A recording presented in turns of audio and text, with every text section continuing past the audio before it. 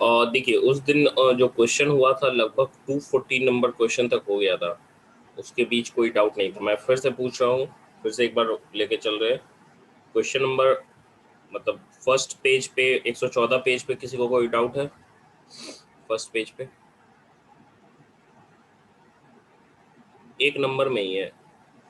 अच्छा,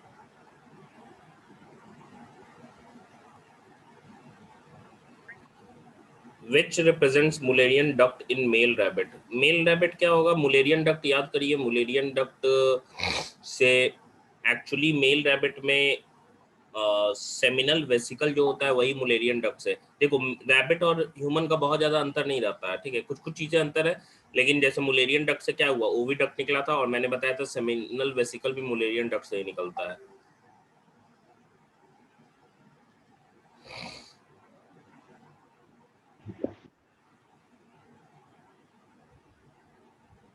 sir oviduct में Mullerian duct बोलते हैं हम लोग।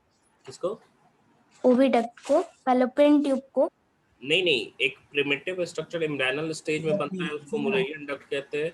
जो फीमेल में क्या होता है, ओविडक्ट बनाता है, और मेल में क्या है, वही डक्ट मुलेरियन डक्ट से ही सेमिनल वेसिकल बनता है। यस सर समझ। फर्स्ट पेज में हो गया। और कोई डाउट फर्स्ट पेज में 114?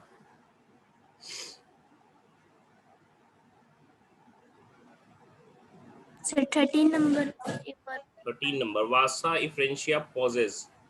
देखो सिंपल सा चीज समझना ना कि जितने भी ट्यूब्यूलर है, क्योंकि उसको पास करना है, तो पास करने के लिए बेहतर रहता है क्या कि उसमें सिलिएटेड सेल्स प्रेजेंट होते हैं, तभी तो वो पास करेगा, यस सर, फ्लो करने में मतलब वो प्रमोट करे, सब्सटेंसेस को मूव करवाएगा। 1 से 17 तक में कोई नहीं?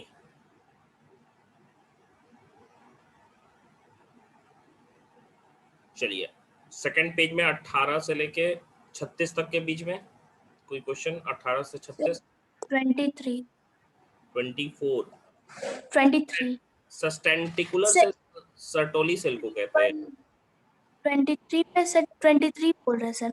सर इसमें जो आंसर है वो एक्स्ट्रा एब्डोमिनल कैविटी है, मतलब एक्स्ट्रा एब्डोमिनल कैविटी एब्डोमिनल है कैविटी के बाहर ही जाता है ना, आउटसाइड। आउटसाइड। हाँ हाँ सर, मतलब वो एब्डोमिनल कैविटी जो स्क्रोटम है एब्डोमिनल कैविटी का पार्ट है, बट वो आउटसाइड है इसलिए एक्स्ट्रा बोल रहा है, यही ना? एक्स्ट्रा, हाँ बिल्कुल।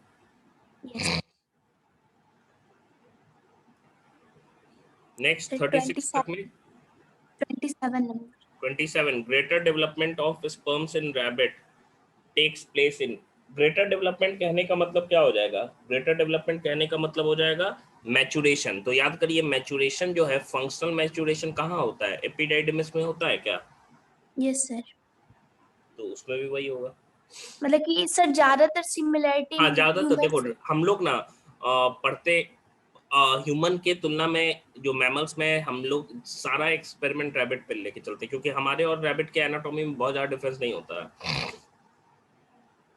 Yes sir. 36 तक में डाइजेस्टिव सिस्टम आप पढ़ लिए हैं? Yes sir.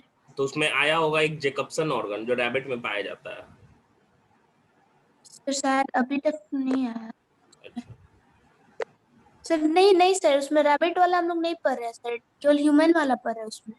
नहीं मतलब बताया जाता है कि हाँ इसमें ये पाया जाता है, इसमें ये पाया जाता है, बस इतना नहीं ही है। नहीं मतलब बताते सर। रैबिट का एनाटॉमी पढ़ना भी नहीं है, ऐसा नहीं है कि नहीं सर नहीं बताया, ऐसा नहीं है, वो एक्स्ट्रा पॉइंट में यस एक्चुअली सर। रहता ही है। यस। चलिए नेक्स्ट 37 से लेके 53 के बीच, 37 से लेके 53 के बीच कोई क्वेश्चन?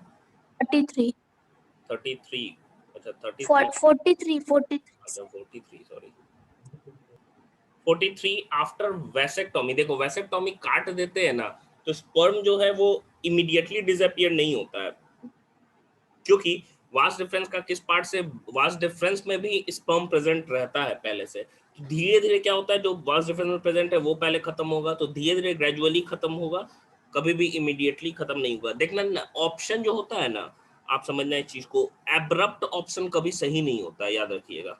एक हम जनरल आपको बता रहे हैं, एब्रप्ट समझ रहे हो? एग्जैक्टली जो मतलब एकदम एब्सोल्यूट टर्म होते हैं, सर मतलब एट द टाइम, जिस टाइम हम लोग वैसेक्टॉमी किया उस टाइम नहीं हाँ, करते। एट टाइम कोई चीज हुआ है ना तो उसी टाइम, मतलब ऑप्शन हम जनरल बता दे रहे हैं आपको, कोई भी ऑप्शन अगर ये सबके लिए वैलिड होता है, सारे मतलब एग्जामिनेशन के लिए एब्रप्टली कुछ सही वाला ऑप्शन नहीं रहता है जनरली, 99% केस में वो ऑप्शन गलत ही रहता है। तो ग्रेजुअली सर तो disappear in semen. Yes sir. Next 53 के बीच में, सर एक बार 51 का एक which of bar. the following is not the part of intratesticular genital duct system? Vast difference, testis के इंट्राटेस्टिकुलर मतलब टेस्टिस के अंदर, तो रीटी टेस्टिस होता है, ट्यूब्यूली रेक्टी होता है, वासा इफ्रेंशिया होता है, लेकिन वास्ट डिफरेंस यस। नहीं होता है। 53 एक बार, secretions from which one of the following are rich in fructose, calcium and some enzyme? Male accessory gland fructose कहाँ पाया जाता है सिवाय सेमिनल वेसिकल में? चलिए सर 56 नंबर। 56, which gland secretes odorous secretion in mammals? देखो मैमल्स में ना, रैबिट में पाया जाता है एनाल ग्लैंड बोलते हैं या उसको रेक्टल ग्लैंड बोलते हैं। वो एक तरह का सेंट निकालता है जो कि फीमेल के अट्रैक्शन के लिए काम करता है, ठीक है। तो लेकिन ये एनाल ग्लैंड ह्यूमन के केस में एब्सेंट होता है। तो anal gland is found in rabbit which secretes odorous secretion in mammals। Next question number 69 तक में बोलिए कोई, 69 तक में। सर तो कौन सा ग्लैंड सेक्रेट करता है? बार्टोलिन। ह्यूमन में कोई सेंट ग्लैंड होता ही नहीं है। और सर तो इसका आंसर तो कुछ दिया ही नहीं है, नन ऑफ द दिया ही नहीं है इसमें। दिया नहीं, एनाल ग्लैंड होगा ना। ये सर मतलब कि वो ह्यूमन के केस में ना ये पूछ नहीं रहा नहीं, है। तो कहा मैमल्स ना पूछ रहा है, मैमल्स में रैबिट अच्छा। नहीं आएगा। Yes sir. सर मतलब वो ऑर्डर सेक्रेशन फर्टिलाइजेशन को प्रमोट करने के लिए करता है, नहीं, अट्रैक्ट करने के लिए करता है। वही कि कॉपुलेट करे हाँ, मेल। ऑपोजिट हाँ। को बिल्कुल। 58, which is not about correct about substanticular cell? substanticular cell होता है कौन सा? Sertoli cell. It is situated between the germinal epithelial cell, उसके बीच में रहता है। It is related with nutrition, बिल्कुल सही। It forms blood testis barrier, सही है। और लास्टली जो है हमारा, it forms testosterone from estrogen. Testosterone वो कहाँ निकालता है? वो तो ये निकालता है लेडिक सेल।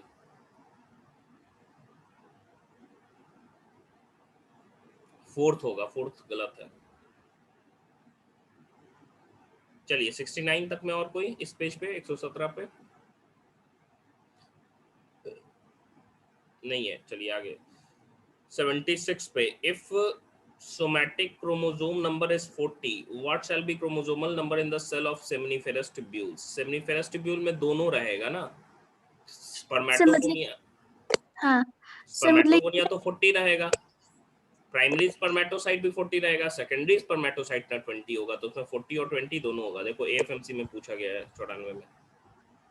सर हमको ये नहीं समझ आया कि सर जैसे प्राइमरी स्पर्मेटोसाइट सेकेंडरी स्पर्मेटोसाइट में मतलब चेंज होता है म्यूसिस करके, तो फिर वो जो सेकेंडरी स्पर्मेटोसाइट्स है वो ना मतलब न्यूट्रिशन लेता है साइटोली सेल से। नहीं, सर पूछ रहा है देखो, इसमें सेमिनिफेरस ट्यूब्यूल के अंदर में जो सेल्स प्रेजेंट है उनका प्लॉइडी लेवल क्या होगा? तो दोनों ही रहेगा ना, स्पर्मेटोगोनिया एंड प्राइमरी स्पर्मेटोसाइट तो डिप्लॉयड होंगे, यस हैप्लॉइड हो जाएगा सेकेंडरी सर। स्पर्मेटोसाइट, स्पर्मेटिड और स्पर्मेटोजोआ।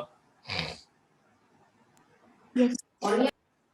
नेक्स्ट और कोई क्वेश्चन 82 तक में कोई इस पेज पे, 118 पे कोई और क्वेश्चन?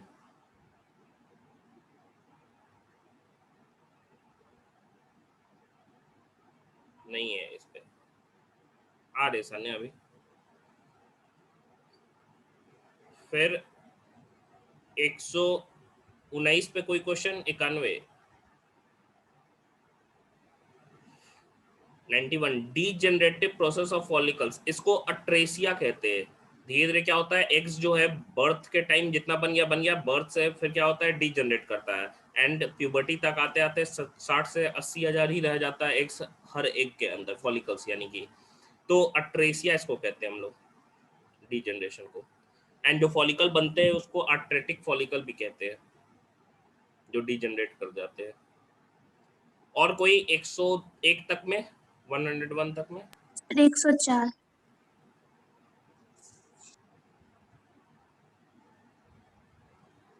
104 जर्म हिल सर देखो 101 अच्छा हाँ sorry what is the arbor vitae you tree देखो आर्बोरिटी यू ट्री हम लोग किसको कह रहे हैं तो एक्चुअली जो ट्री लाइक स्ट्रक्चर प्रेजेंट होता है आर्बोरिटी ना पाया जाता है ब्रेन में भी आर्बोरिटी ट्री लाइक स्ट्रक्चर जो रहता है उसको हम लोग कहते हैं या फोल्ड लाइक स्ट्रक्चर बहुत सारा फोल्ड्स रहेगा उसमें ये हम कह सकते हैं स्ट्रिएशंस नजर आने लगेंगे तो जो सर्वाइकल कनाल पे जो मेम्ब्रेन रहता है म्यूकोसल फोल्ड रहता है उसी को हम लोग आर्बोरिटी यूट्रस कहते हैं देखो यूट्री फॉर यूट्रस जाहिर सी बात है देखो ये सारे टर्म्स है ना ये सारे टर्म्स है उतना हम कह सकते हैं कि एक दो बार इसको क्वेश्चन में ही देखो जैसे नया हम बता रहे हैं कि आपको एग्जाम के लिए प्रिपेयर कैसे करना है आपके लिए पॉसिबल ये हम बता दे रहे हैं आपके लिए बिल्कुल पॉसिबल नहीं होगा कि आप सारी चीज़ों को लिख लिख के उसको याद करो तो आपको जैसे मान लो ये क्वेश्चन है जितने क्वेश्चन आप लगाते जा रहे हो उस क्वेश्चन को रखे रहना एंड उसी में क्या करना उसको सर्कल करके रख लेना ठीक है इस क्वेश्चन को भी आपको जो जो चीज़ें नहीं लगी है ना मतलब कि आपको फंसे आप क्वेश्चन नहीं बन पाया है उसी को आप सर्कल कर लो पीडीएफ एडिट करके उसमें सर्कल कर लेना ऑप्शन आता है मार्क करने का उसको मार्क करके रख लेना जब रिवाइज करोगे ना तो उसी सारी चीज़ों को याद रखना ठीक है जैसे मान लो कि अभी आर्बोरिटी हम बताए एक एक्स्ट्रा पेज में वहीं पे एक पेज पलट के लिख लो कि हाँ भाई ट्री लाइक स्ट्रक्चर को आर्बोरिटी कहते हैं ऐसे करके प्रिपेयर करोगे हर चीज़ के लिए टर्मिनोलॉजी लिखवाना और उसको याद करना आपके लिए बहुत हेडक का काम हो जाएगा तो अपने लैंग्वेज में और देखो ये क्वेश्चन कितना इसका प्रोबेबिलिटी है कि आएगा एग्जामिनेशन में बहुत कम मतलब 1% से भी कम है ठीक है तो लेकिन हाँ हमको जानना सब है क्योंकि कहाँ से कोई क्वेश्चन पूछ दिया और मैं से नहीं बना तो एक क्वेश्चन भी नहीं बनना आपका सिलेक्शन नहीं करवाएगा तो बहुत इंपॉर्टेंट है चलिए नेक्स्ट देखते हैं हम लोग 102 से लेके 117 के बीच 102 से लेके 117 के बीच कोई ऐसा क्वेश्चन 102 से 117 के बीच सर 105 नंबर देखें 105 देखो क्ल्यूपिन प्रोटीन है ना एक तरह का प्रोटीन होता है जो कि स्पर्म्स में प्रेजेंट होता है ह्यूमन के वो मतलब करता क्या है कि उसका फंक्शन क्या होता है प्रोटीन मतलब स्पेशली स्पर्म में ही ना पाया जाता है ये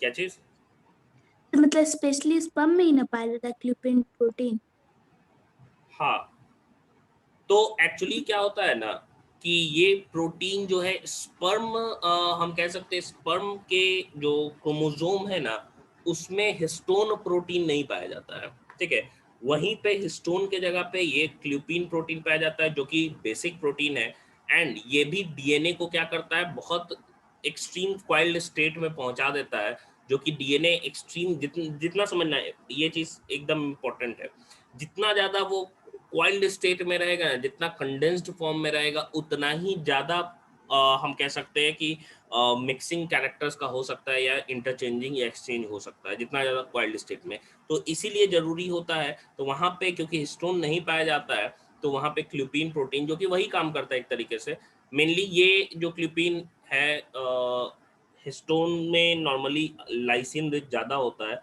ये आर्जिनिन रिच होता है आर्जिनिन एक एमिनो एसिड है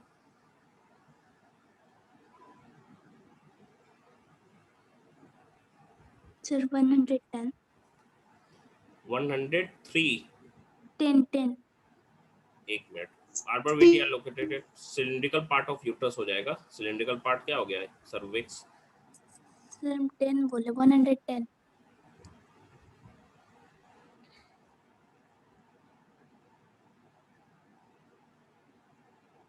human sperm were discovered by human sperm जो है वो ल्यूएनहुक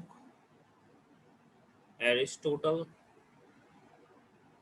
graph and Pander I think human sperm जो था वो ल्यूएनहुक ने डिस्कवर किया था आई थिंक याद आ रहा है मेरे को श्योर नहीं देख के बताएंगे ह्यूमन स्पर्म शायद ल्यूएनहुक ने डिस्कवर किया था एरिस्टोटल तो नहीं किए होंगे ग्राफ तो ग्राफियन फॉलिकल हो गया पेंडर का तो नाम नहीं सुना है ल्यूएनहुक sir 114 which piece of sperm is called powerhouse middle piece उसी में ना है अच्छा ये 13 हो गया 14.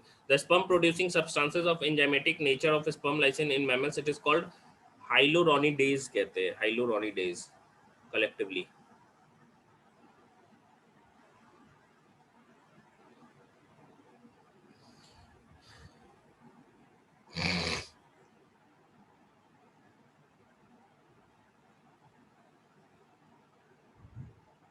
देखिए ये जो 116 नंबर क्वेश्चन है ना, ये नीट 2018 में क्वेश्चन पूछा हुआ है स्पर्मियोजेनेसिस वाला. 132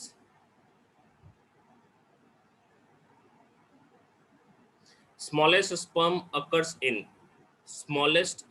occurs in Balanoglossus, crocodiles, ascaris and rabbit.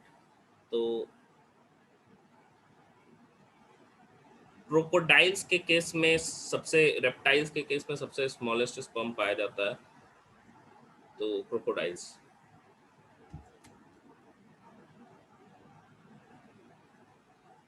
Sir sir ये जो जैसे कि आप बताए कि अक्सर मैमल्स में जो कॉनिकल बना लेता है वो ओवम होता है, जब फर्टिलाइजेशन के लिए तो वो कॉनिकल शेप के थ्रू वहां से जाता है.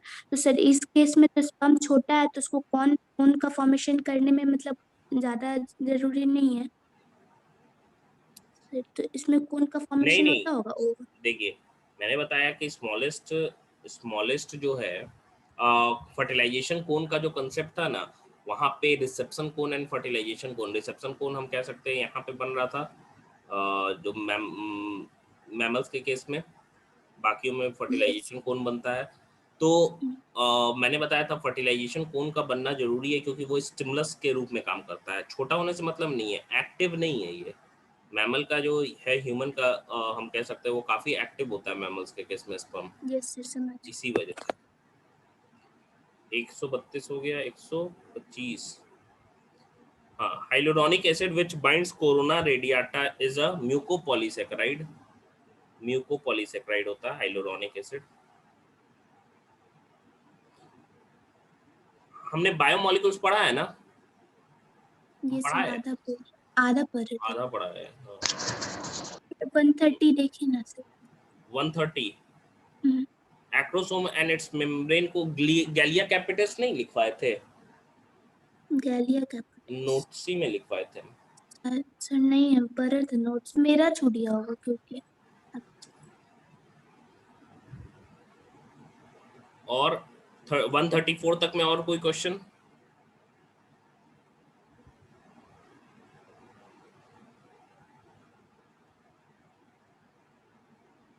146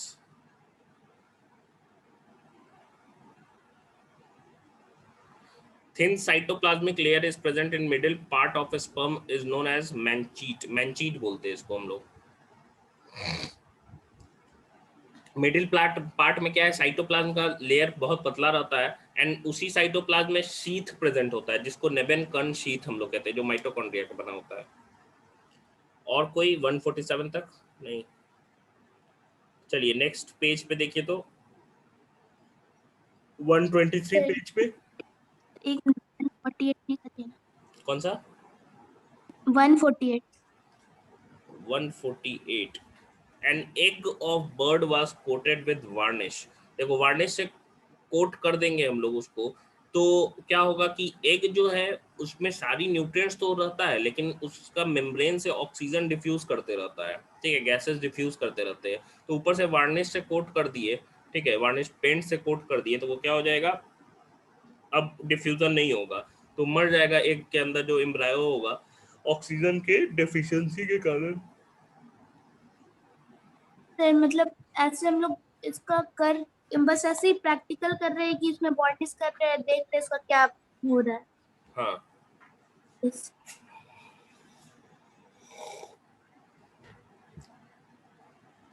हाँ, एक इम्पॉर्टेंट चीज बता रहे आप लोगों को कि ध्यान में रखिएगा इस चीज को कि देखिए अभी सिचुएशन काफी अनप्रेडिक्टेबल चल रहा है, ठीक है. कब आपका कोविड का केसेस बढ़ने लगेगा, कब क्या हो जाएगा कोई पता नहीं रहता है. हो सकता है कि 2 महीना आपका ऑफलाइन क्लास चले, फिर कोविड केस, क्योंकि फिर उम्मीद है कि मतलब थर्ड वेव आएगा अक्टूबर नवंबर तक में. तो फिर हो सकता है ऑफलाइन से ऑनलाइन हो जाए, फिर हो सकता है आपका, तो मेरा कंसर्न ये है आप लोगों का कि जो भी टेस्ट आप दे रहे हैं, जो भी एग्जामिनेशन आप दोगे, इवन आप जो भी प्री बोर्ड्स वगैरह दोगे, क्योंकि देखो इस बार क्या हुआ, 12 कैंसिल हो गया, मार्क्स टोटल डिपेंडेंट हो गया 11th 10th और 12 के मार्क्स पे, ठीक है। तो आप जो भी एग्जामिनेशन या जो भी टेस्ट दोगे, तो उसी मार्क्स पे ही आपका बैठाया जाएगा फाइनल एग्जामिनेशन का, तो उसको काफ़ी सीरियसली देना, क्योंकि देखो अगले साल भी पता नहीं है कि क्या होगा, हो सकता है फिर बोर्ड्स ना हो, फिर आपका ऐसे ही मार्किंग स्कीम पे बैठा दिया जाएगा नंबर, तो इसीलिए काफ़ी अनप्रेडिक्टेबल हो भी सकता है, नहीं भी हो सकता है, लेकिन नहीं होगा तो फिर आपका मार्क्स जो है वो गिर सकता है अगर आप इस चीज़ को सीरियसली नहीं लोगे तो बस यही कहना है कि जो भी एग्जाम टेस्ट वगैरह होगा सीरियसली उसको देना।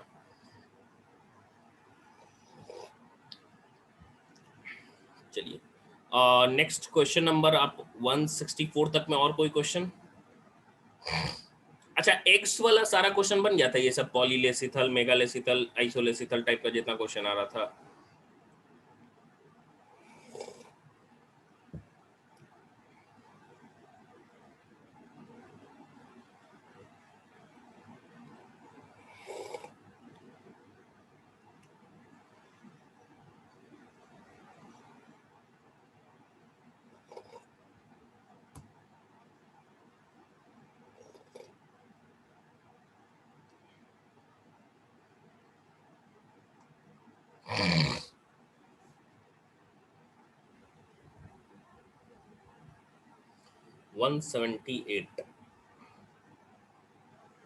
द प्रोसेस ऑफ वाइटेलोजेनेसिस इसको कहते हैं हम लोग। 148 एक बार फिर 148 में ऊपर से हम पेंट लगा दिए तो अब ऑक्सीजन नहीं ना जाएगा, तो तीसरा ऑप्शन होगा died because of depleted O2 supply.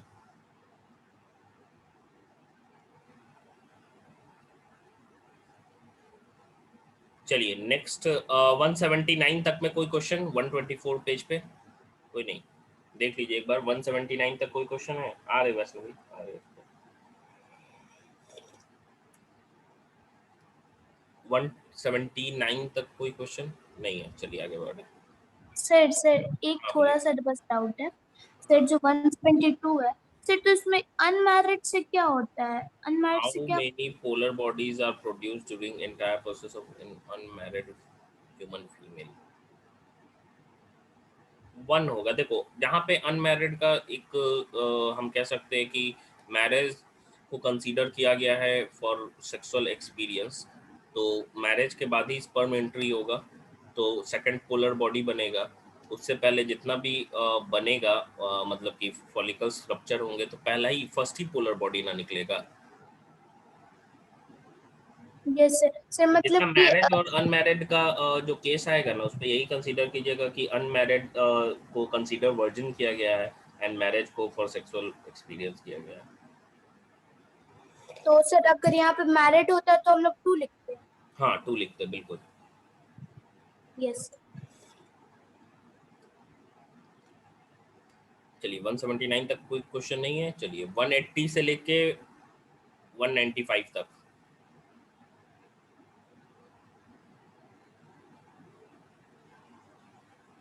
One eighty से लेके 195 तक, 195 ही है सीधे। तो देखो एक्सट्रूजन मतलब होता है कि बाहर निकालना, बाहर फेंक रहा है। Second polar body from egg nucleus occurs, egg nucleus से कब होता है, तो जैसे स्पर्म कांटेक्ट करता है उसका division, second meiotic division start हो जाता है, लेकिन जस्ट फ्यूजन से पहले, मतलब फ्यूजन हम कह रहे हैं फर्टिलाइजेशन को, तो फर्टिलाइजेशन से जस्ट पहले ही क्या हो जाता है कि वो सेकंड पोलर बॉडी निकाल देता है, मतलब after entry of sperm but before completion of fertilization. तो first option will be correct.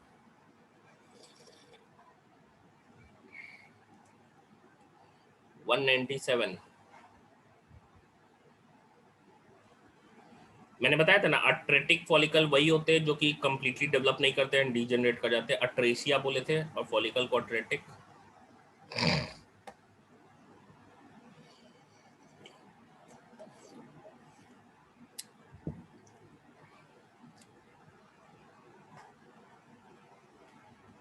दो सौ पाँच,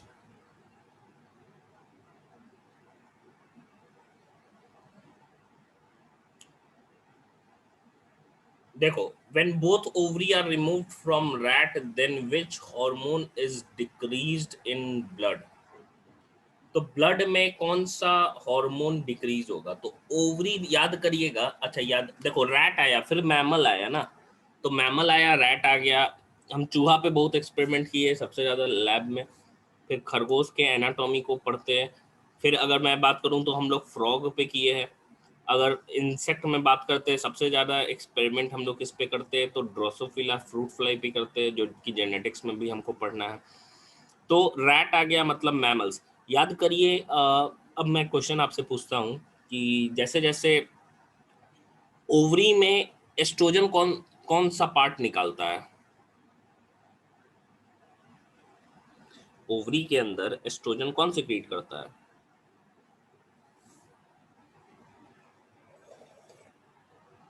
नहीं, बिल्कुल नहीं।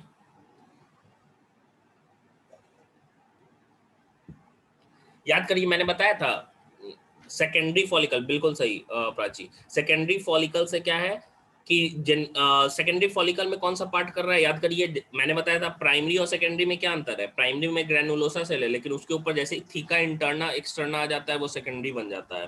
तो थीका इंटरना के जो सेल्स थे, मैंने बताया था, वही सिक्रीट करते हैं क्या चीज? तो एस्ट्रोजन। और जैसे जैसे थीका इंटरना, मतलब फॉलिकल बड़ा होगा, थीका इंटरना भी ज्यादा होगा, बड़ा होगा। थीका इंटरना बढ़ने का मतलब क्या है भाई? कि जो एस्ट्रोजन लेवल है वो भी बढ़ते जाएगा, तो एस्ट्रोजन नहीं निकलेगा, मतलब ब्लड में एस्ट्रोजन नहीं पाया जाएगा।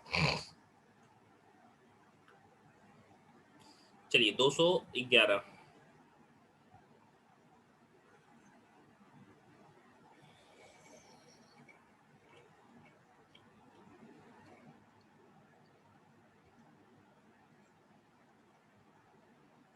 दो सौ ग्यारह तक में और कोई क्वेश्चन?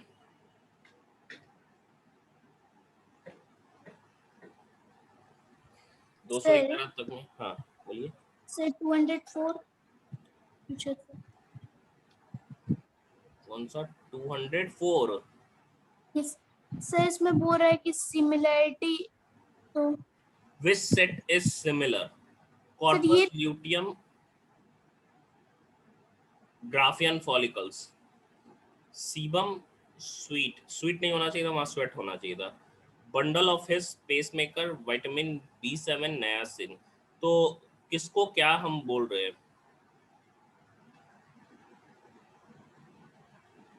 तो एक्चुअली देखो, sebum, bundle of his, sebum को स्वीट बोल रहा है। अच्छा स्वीट है, हाँ। बंडल ऑफ हिज पेसमेकर हो गया, विटामिन B7, नायासिन तो ठीक बोलते हैं। Bundle of his he pacemaker का काम कर रहा है। नहीं, देखिए कॉर्पस ल्यूटियम ग्राफियन फॉलिकल कैसे एक है? कॉर्पस ल्यूटियम और ग्राफियन यस सर, फॉलिकल तो अलग अलग है ना। ये कॉर्पस सर क्योंकि ल्यूटियम जो है ग्राफियन फॉलिकल के बाद का स्ट्रक्चर है, रप्चर होने के बाद का स्ट्रक्चर है, तो उस समय ग्राफियन फॉलिकल तो बचता ही नहीं है।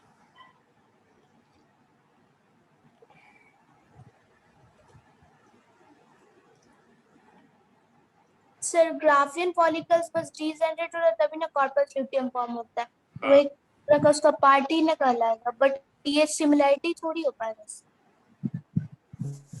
हाँ बिल्कुल। चलिए 211 तक में और कोई क्वेश्चन नहीं? चलिए नेक्स्ट पेज पे आ रहे हैं। फिर तो इसका आंसर क्या होगा? ए फर्स्ट होगा। 212 से 224 के बीच कोई क्वेश्चन हो तो पूछिए। 212 से 224 पेज नंबर 127 पे कोई क्वेश्चन है? 215, 215 है। Mammalian follicle was discovered by. तो मैमेलियन फॉलिकल नाम भी हम लोग दिए हुए हैं, बताइए कौन सा नाम है? ग्राफियन फॉलिकल है, तो ग्राफ ने डिस्कवर्ड किया था, sir discover RD graph. RD graph.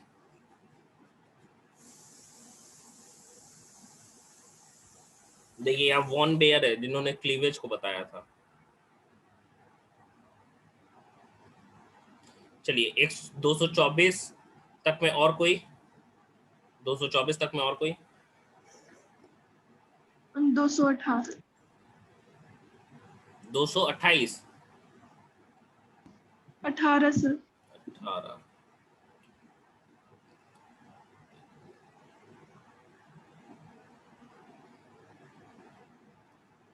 Graafian follicle contains कितना oocyte होता है? एक ही oocyte होता है ना, single oocyte।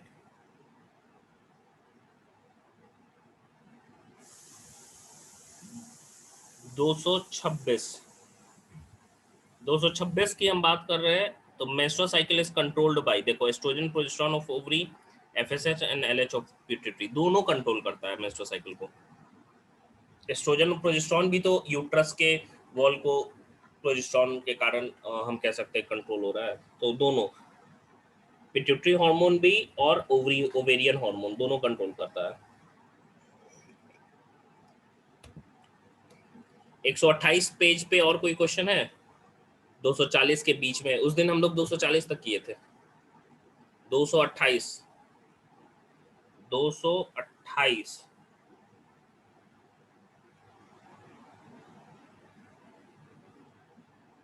Luteal luteal phase secretary phase को कहते हैं, सिक्रीशन होता है ना प्रोजेस्टेरोन का। 234 if the menstrual cycle is of 35 days then what will be the risk period? देखो अगर नॉर्मली हम लोग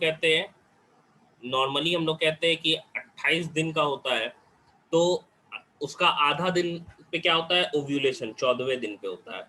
अगर 35 दिन पे होगा तो 35 दिन पे होगा तो लगभग हम कह सकते हैं कितने दिन पे ओव्यूलेशन होगा? तो 17वें दिन या 18वें दिन पे होगा। तो उससे पहले एक दिन पहले से लेके हम काउंट कर रहे हैं एक हफ्ता तक, तो 16वें दिन से लेके 24वें दिन तक होगा रेस्ट पीरियड।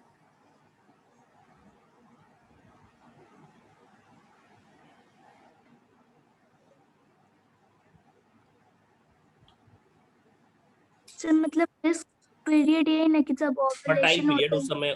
प्रेगनेंसी हो जाएगा। यस।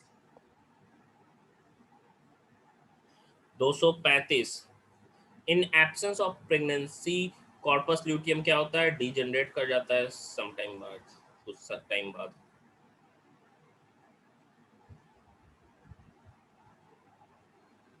और कोई 240 में क्वेश्चन नहीं है? पूरा 373 क्वेश्चन सारे लोग बना लिए क्या?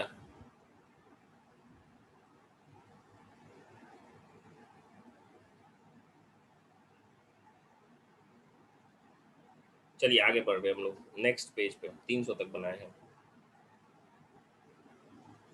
नेक्स्ट पेज पे क्वेश्चन नंबर 256 तक में किसी को कोई क्वेश्चन डाउट है? 256 में, 256 तक में।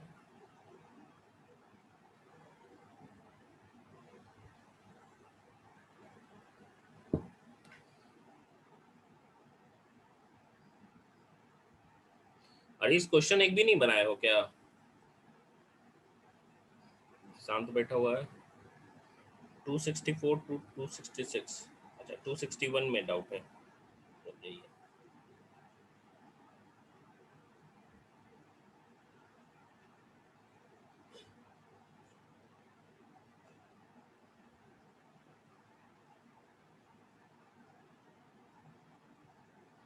तो 251 तक में कोई डाउट नहीं था? हो गया सारा क्लियर? जो मतलब जो क्वेश्चन बताया उसी में डाउट था क्या?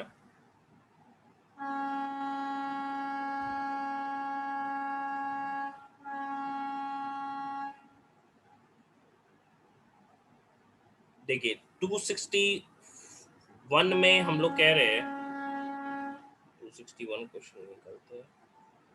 Immediately after ovulation the mammalian egg is covered by a membrane called, देखो ओव्यूलेशन के बाद का जो मेम्ब्रेन होता है, जो पहला मेम्ब्रेन कवर करता है चारों तरफ से, वो कौन सा मेम्ब्रेन होता है?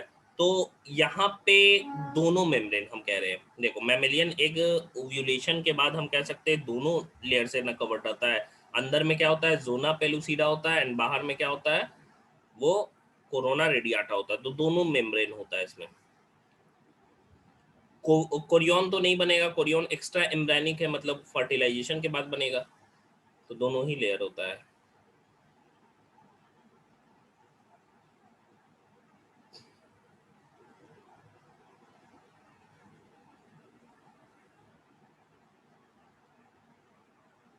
देखिए नेक्स्ट है 264 नंबर क्वेश्चन है। तो pseudo pregnancy is due to, देखो हार्मोनल इम्बैलेंस के चलते ना क्या होता है कि स्यूडो प्रेगनेंसी होता है कि कभी कभी ऐसा होता है कि हार्मोनल इम्बैलेंस हो गया तो पीरियड्स आना बंद हो गया, तो वो मेंस्ट्रुअल साइकिल क्या हो गया, बंद हो गया, क्योंकि हार्मोनल डिस्टर्बेंस हो चुका है, तो लगेगा कि एक प्रेगनेंसी है। एंड उस समय एक हम कह सकते हैं और भी फीलिंग आता है, जिस समय लगता है कि स्यूडो प्रेगनेंसी का ही फीलिंग है, मतलब लगेगा कि जो प्रेगनेंसी के समय जो फीलिंग होती है इनिशियली, तो it is due to hormonal disbalance.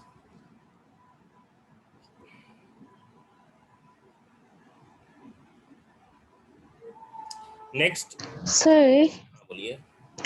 Sir तो मतलब ये सूडो प्रेगनेंसी आफ्टर कॉपुलेशन होता है या फिर मतलब अनमैरिड फीमेल्स में भी होता है?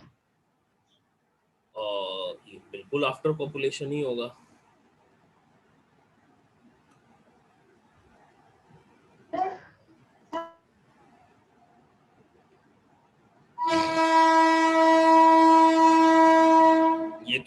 ये तो बिल्कुल कॉमन सेंस का है ना चीज कि आफ्टर पॉपुलेशन ही ना लगेगा कि हाँ भाई प्रेग्नेंट है कि नहीं है, एक शक है कि भाई प्रेग्नेंट भी हो सकते हैं, तो कब होगा कि वो उसका तुमको सिम्टम नजर आ जाएगा बॉडी में कि हाँ भाई पीरियड्स या मेंस्ट्रुअल साइकिल रुक चुका है।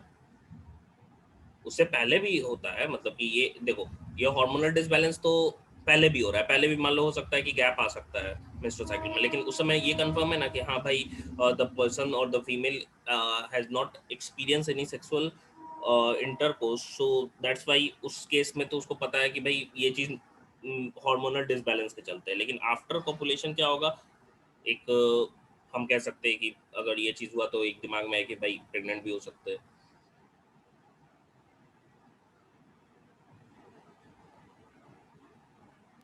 सर 265। 265 और पॉलीएस्टर्स मैमेलियन एग्जाम्पल। पॉलीएस्टर्स हम लोग किसको कहते हैं बताइए, पॉलीएस्टर्स कहते किसको है? पॉली का मतलब क्या हो गया? Sir 1 many. एस्टर्स मतलब क्या हो गया? एस्टर्स साइकिल बोल रहे हैं ना। मैंने। हाँ मैन सर। और मंकी में एस्टर साइकिल होता है क्या? नहीं होता है ना, मेंस्ट्रुअल साइकिल होता है। एस्टर साइकिल में बताया था हीट पीरियड होता है, कैट में पाया जाता है। सर नॉन प्राइमेट्स होते हैं वो नॉन लोग। प्राइमेट में, यस बिल्कुल। यस सर, सर इसमें पॉली दिया हुआ था ना, इसलिए कंफ्यूज हो गया था। अच्छा, और इस पेज पे 270 तक में कोई doubt?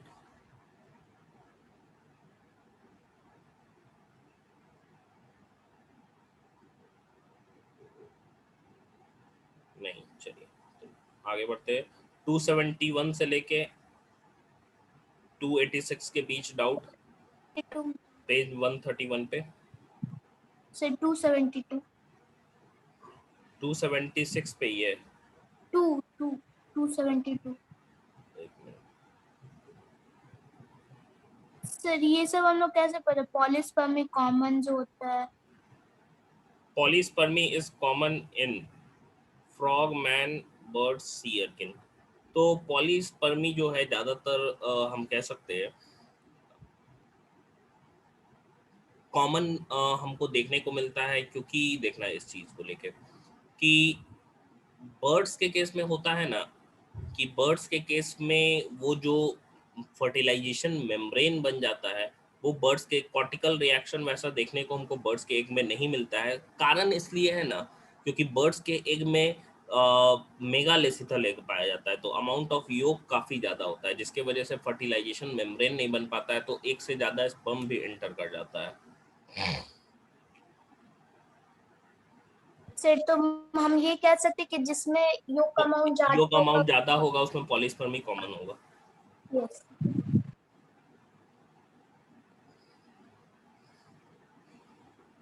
Sir 276। 276 motion of sperm is, देखो मोशन ऑफ स्पर्म की हम बात कर रहे हैं तो स्पर्म कैसे मूव करता है? Chemotaxis, rheotaxis, hydrotropism, random. तो बिल्कुल ही रैंडम मूव करता है। देखिए यहाँ पे इसी के लिए रैंडम मूव करता है, इधर उधर जाएगा एकदम पागल जैसा। क्यों? क्योंकि इतना ज्यादा उसमें एनर्जी है, तो रैंडमनेस होगा तो जहां जाना है वहां तो जा नहीं पाएगा, इसीलिए तो हम मिलियंस नंबर में ज्यादा प्रोड्यूस करते हैं ना, मिलियंस ऑफ टाइम्स ज्यादा प्रोड्यूस होता है स्पर्म, क्योंकि उसका रैंडम मूवमेंट है भाई, जहां जाना वहां जाएगा नहीं, तो उसके पॉसिबिलिटी या प्रोबेबिलिटी को बढ़ाने के लिए हम नंबर को बहुत ज्यादा बढ़ा देते हैं, या बहुत ज्यादा प्रोड्यूस होता है।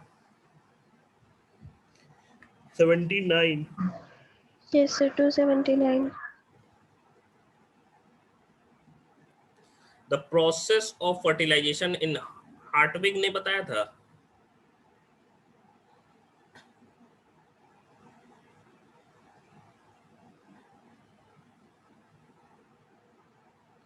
हार्टविग ने बताया था। हार्टविग का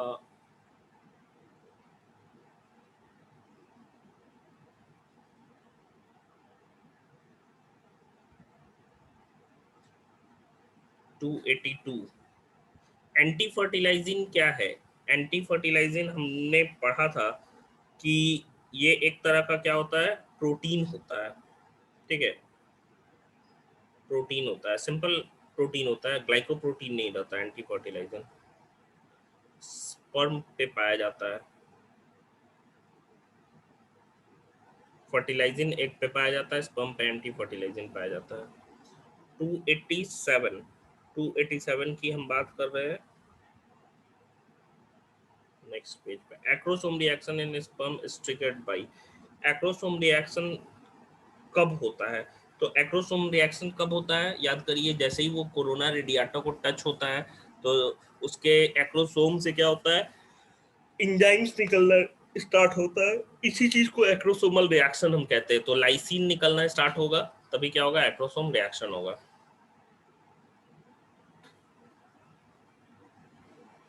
रिलीज ऑफ लाइसिन। नेक्स्ट 299 तक में,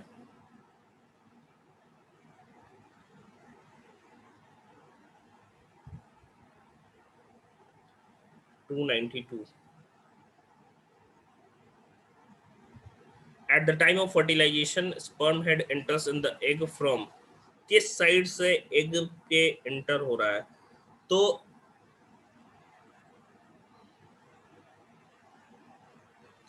एनीवेयर, एनीवेयर तो नहीं होना चाहिए,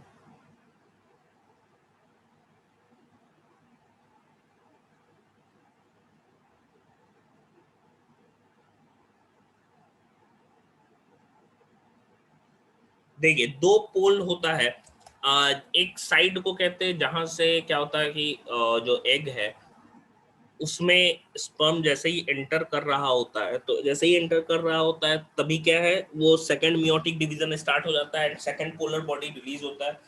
जिस साइड से सेकंड पोलर बॉडी रिलीज होता है ना, उसको एनिमल पोल कहते हैं, एंड उसके अपोजिट साइड को हम लोग वेजिटल पोल कहते हैं। तो जिस साइड से वो निकला हुआ होता है वो साइड थोड़ा सा रप्चर किया रहता है, एंड उसी साइड से स्पर्म जो है वो एंटर करता है, इसीलिए एनिमल पोल से एंटर करता है।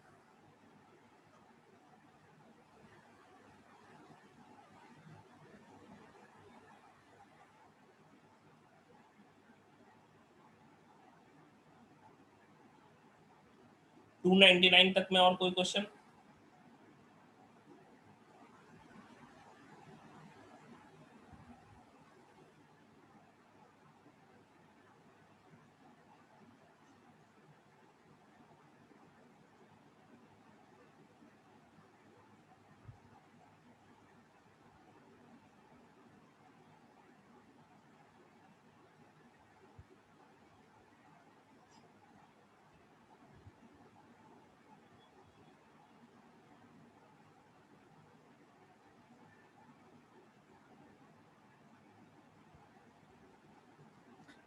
नहीं है, चलिए 300 से 314 तक में कितना, 373 क्वेश्चन है शायद इसमें, फिर है आपका और भी होगा क्वेश्चन, एनसीईआरटी बेस्ड है, स्टेट पीएमटी है, बायोलॉजी का है, इतना ही क्वेश्चन है। ट्रोफोप्लास्ट क्या होता है प्राची? ट्रोफोप्लास्ट जो एम्ब्रायो में ब्लास्टुला स्टेट में जो था, जो सेपरेशन होता है, बाहर वाला जो पेरिफेरल सेल बनता है उसको ट्रोफोप्लास्ट कहते हैं, अंदर वाले को इनर सेल मास कहते हैं।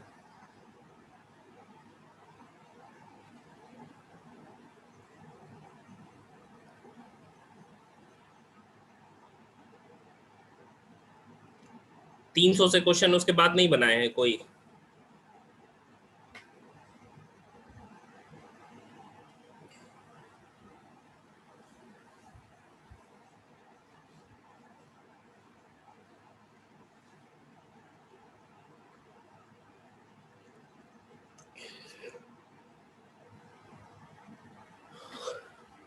ठीक है, तो 299 तक हुआ है, 300 से हम लोगों को क्वेश्चन बनाना है।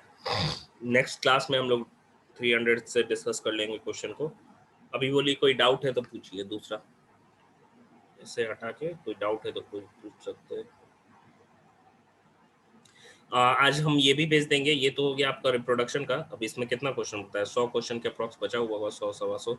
रिप्रोडक्टिव हेल्थ का भी भेज देंगे आज शीट, तो उससे भी क्वेश्चन बना लीजिएगा। रिप्रोडक्टिव हेल्थ का ज़्यादा नहीं होगा, हमको लगता है 60-70 क्वेश्चन होगा।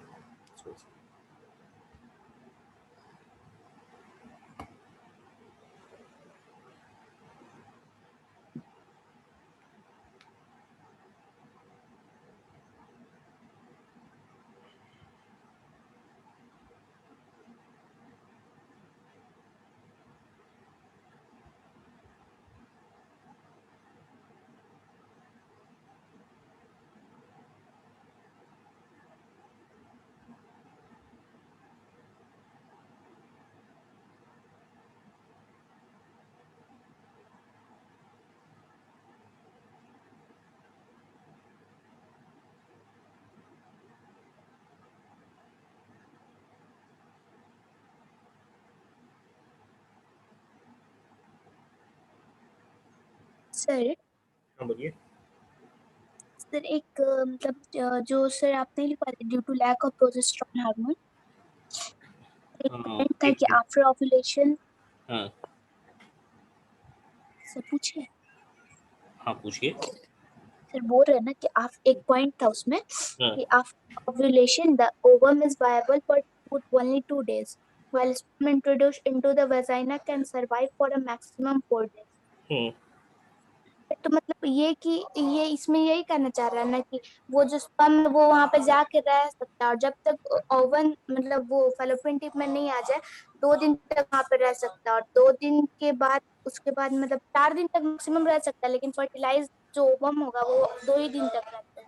देखो हम बता रहे हैं कि ओवम निकला 14वें दिन पे, ठीक है? Yes sir. ठीक है, 10वें दिन पे अगर मान लो कोई कॉपुलेशन हुआ, स्पर्म अंदर चला गया बॉडी के, तो स्पर्म ना फीमेल रिप्रोडक्टिव ट्रैक्ट में 4 दिन तक सरवाइव कर सकता है, तो 14वें दिन भी फर्टिलाइजेशन हो जाएगा। ओवम क्या होता है कि 14वें दिन निकला तो ऐसा नहीं ना कि 14वें दिन निकला आज ही कॉपुलेशन होना है तो प्रेगनेंसी होगा, नहीं, 2 दिन तक वो एक्टिव रहता है, ठीक है, सर्वाइव रहता है 14वें और 15वें दिन तक, ठीक है, 14th एंड 15th डे तक वो सर्वाइव करता है। एंड उस बीच अगर पॉपुलेशन हुआ तब क्या है, प्रेगनेंसी हो सकता है। अगर 12वें दिन पे भी निकला है, 12वें दिन पे भी ओवम निकल चुका है, तो अगर 8वें दिन पे पॉपुलेशन हुआ होगा तब भी क्या होगा, क्योंकि स्पर्म 4 दिन तक सर्वाइव करता है, ओवम 2 दिन तक करता है, बस यही बात है।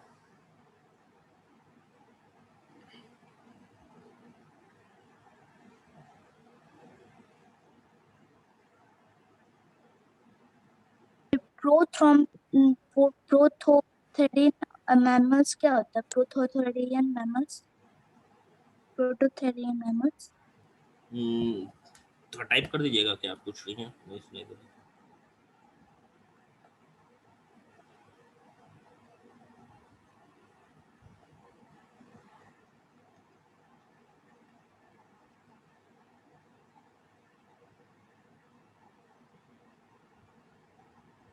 Prototherian mammal. प्रोटोथेरियन मैमल मैंने बताया था लोअर मैमल्स को कहते हैं प्रोटोथेरियन मैमल्स।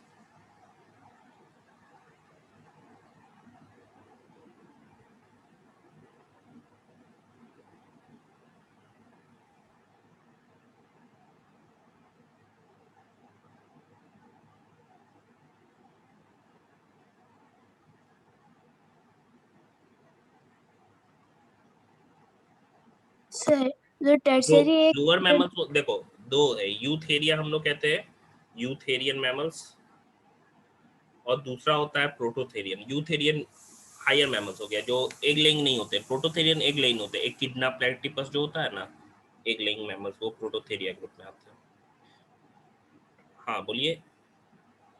सर जो टर्सरी एक मेम्ब्रेन होते हैं, तो ये इस तरह की तरह लिखा है कि आइदर सेक्रेटेड बाय यूटेरस और ओविडक्ट, तो ये क्या करते हैं, उसको protect करते ही है, मेम्ब्रेन को प्रोटेक्ट करेंगे, बट ये क्यों होता है ऐसा टर्सरी एक मेम्ब्रेन? नहीं मेरे को सुनाई दे रहा है।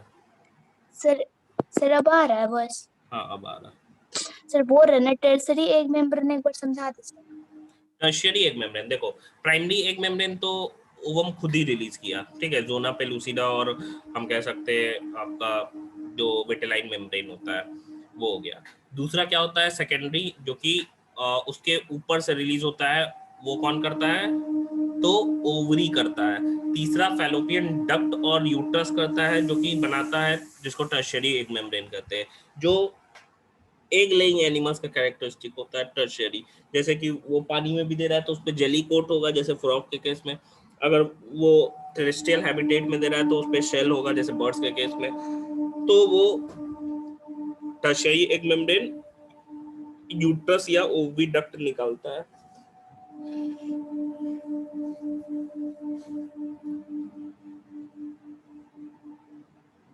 सर आप एक समझाए थे ना कि लिली जो फर्टिलाइजिंग वाला जो समझाए थे ना, फर्टिलाइजिंग फिर एंटी फर्टिलाइजिंग वाला, वो वाला एक बार बता दीजिए ना फिर से। एक मिनट रुक जाइएगा।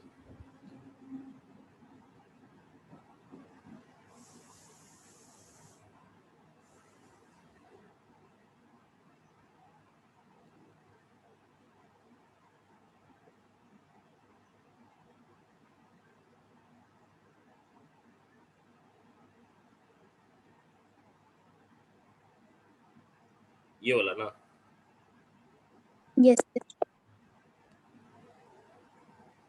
देखो सिंपल सा फर्टिलाइजेशन का कॉन्सेप्ट दिया गया ना। लिली ने बोला कि एग के सरफेस पे क्या होता है, फर्टिलाइजिंग पाया जाता है, और बैलेंस्की ने बोला कि अच्छा फर्टिलाइजिंग एग पे, तो उन्होंने कहा कि उसी के अपोजिट या उसी के, हम कह सकते हैं कि साइमल्टेनियस एक दूसरा प्रोटीन पाया जाता है जो कि स्पर्म पे पाया जाता है, स्पर्म के सरफेस पे। दोनों एक दूसरे को रिकॉग्नाइज करता है, एंड रिकॉग्निशन वाले प्रोसेस को एग्लूटिनेशन कहते हैं, ठीक है।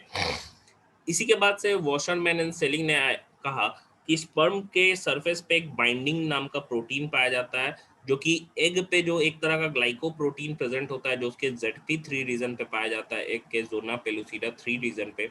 तो उसी को रिकॉग्नाइज करता है, तभी जाके फर्टिलाइजेशन हो पाता है। मतलब मान लो हम बोल रहे हैं मंकी का दोनों एग और स्पर्म है, तो उसी के एग पे से ग्लाइकोप्रोटीन हटा देंगे तो फिर उसका स्पर्म का बाइंडिंग अपने ही एग को पहचान ही नहीं पाएगा, वो नहीं फर्टिलाइज करेगा। तो मेनली फर्टिलाइजेशन वॉशरमैन और सेलिंग के कहना क्या था, बाइंडिन और ग्लाइकोप्रोटीन एक दूसरे को रिकॉग्नाइज करता है तभी होता है। लिली और बेलेंस्की ने क्या कहा, लिली ने कहा कि भाई फर्टिलाइजिन पाया जाता है एग पे, बेलेंस्की ने कहा कि एंटी फर्टिलाइजिन पाया जाता है स्पर्म पे।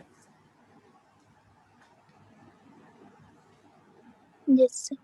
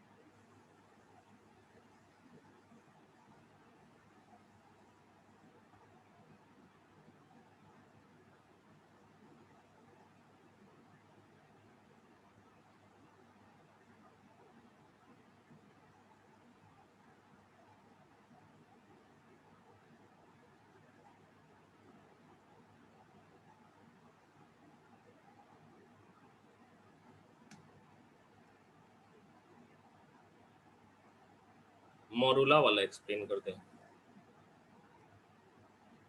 रुक जाइए देखो।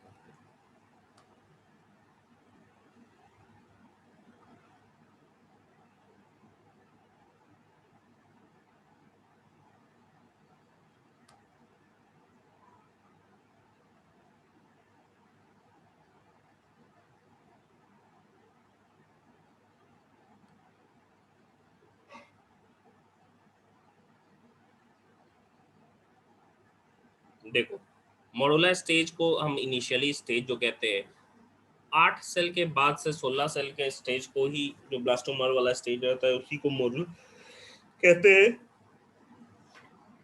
इससे पहले 2 सेल्ड स्टेज, 4 सेल्ड स्टेज ही नाम हम रखे हैं। 8 सेल से 16 सेल मोरूला कहते हैं। मोरूला क्या है? सिंपल बॉल लाइक स्ट्रक्चर, कोई भी कैविटी नहीं है। धीरे धीरे उसी में क्या है, डिफरेंशिएशन स्टार्ट होता है एंड कैविटी बनना स्टार्ट होता है। बीच में कैविटी नजर आता है एंड इस कैविटी धीरे धीरे बड़ा होता है। सेल जो है वो मूव भी कर रहे हैं, ठीक है, एंड 2 लेयर में वो बन जाते हैं एंड लेयर्स को ब्लास्टोडर्म कहते हैं। इनर लेयर जो होता है इसको इनर सेल मास कहते हैं, जिसके सेल को स्टेम सेल्स भी हम कहते हैं। एंड आउटर लेयर जो होता है वो ट्रोफोब्लास्ट, जो कि स्टिकी होता है, जो यूट्रस के वॉल से जुड़ता है। इस मोरूला के बाद का जो स्टेज होता है इसको ब्लास्टुला कहते हैं। मैमल्स में ब्लास्टुला को ही ब्लास्टोसिस्ट कहते हैं, ठीक है। एंड ये ब्लास्टोसिस्ट में एक कैविटी होता है जिसको एल्बुमिन कैविटी कहते हैं, जिसको न्यूट्रिटिव भी हम कहते हैं। ये ब्लास्टोसील भी हो गया एंड इसमें एल्बुमिन भरा होता है जो कि न्यूट्रिटिव होता है। एल्बुमिन एक तरह का प्रोटीन है जो हम लोगों ने पढ़ा भी था, ब्लड प्रोटीन। एंड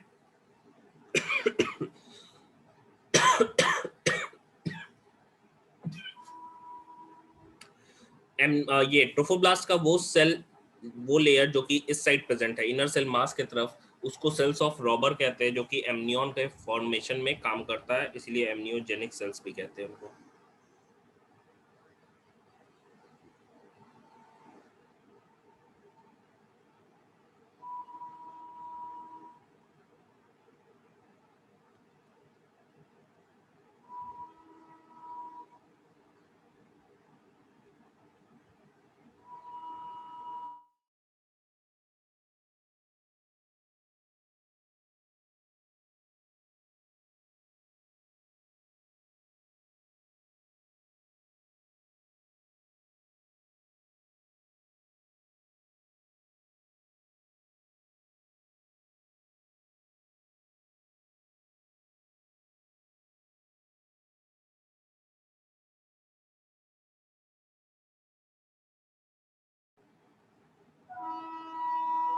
हो गया, चलिए तो उसके आगे का क्वेश्चन बना लीजिएगा और नेक्स्ट क्लास में कोई डाउट होगा तो और भी एक्सप्लेन कर देंगे।